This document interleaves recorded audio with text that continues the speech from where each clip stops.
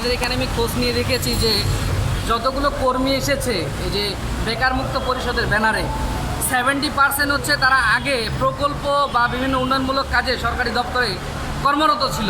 তাদের কর্মের সময়সীমা কিন্তু শেষ হয়ে গেছে। এই মুহূর্তে সেই মুহূর্তে তাদেরকে চাকরি থেকে বের করে দেওয়া হয়েছে, তারাও এখানে এসেছে। তো এই বেকার মুক্ত আপনারা কাকে কাকে বোঝাচ্ছেন এই জিনিসটা একটু বলবেন। আপনার নাম পরিচয় দিয়ে আসলে আপনার নাম পরিচয় দিয়ে বলেন। আমরা এসেছি স্বাভাবিক বিষয় না, আমাদের একটি দলিল আছে, এই দলিলটা বাস্তবায়ন হচ্ছে না। এই দলিলটা বাস্তবায়ন হলে মোটামুটি 2 লক্ষাধিক লোকের কর্মসংস্থান হবে। তা আমরা মাননীয় প্রধানমন্ত্রী বর্তমান সরকার বেকারদের কাজ করার চেষ্টা করতেছি কিনা, আমাদের এই নোটিশটা কেন পরে থাকবে? এটা তো নির্দেশনা দেওয়া আছে যে 3 দফা দাবি বাস্তবায়নের নির্দেশ দেওয়া হবে বিভাগীয় মন্ত্রণালয় থেকে। এখানে সব আপনার প্রশ্ন দেওয়া আছে।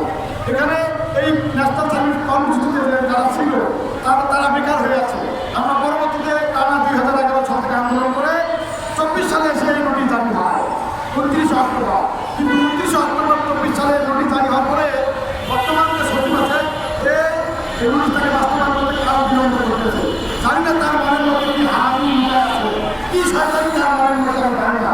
এই শৈল আপনাদের কারণে দেশটা ধ্বংস হয়ে যাচ্ছে, সরকার চায় দেশটাকে উন্নয়ন করা, কিছু কিছু আমলা আছে এই আমলারাই দেশটাকে ছুটে ছুটে যাচ্ছে।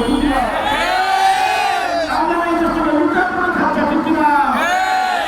আমরা শৈল আমলাদের দুর্নীতিবাস আমলাদেরকে অপসারণ করার জন্য মানুষের এই শৈল আমরা দুর্নীতিবাস আমলা সরে গেলে এই নোটিশ অটোমেটিক বাস্তবায়ন হতে বাধ্য হবে, ঠিক কিনা? কিন্তু আমরা এই নোটিশটাকে বাস্তবায়ন করতে আপনারা বাধা দিচ্ছে।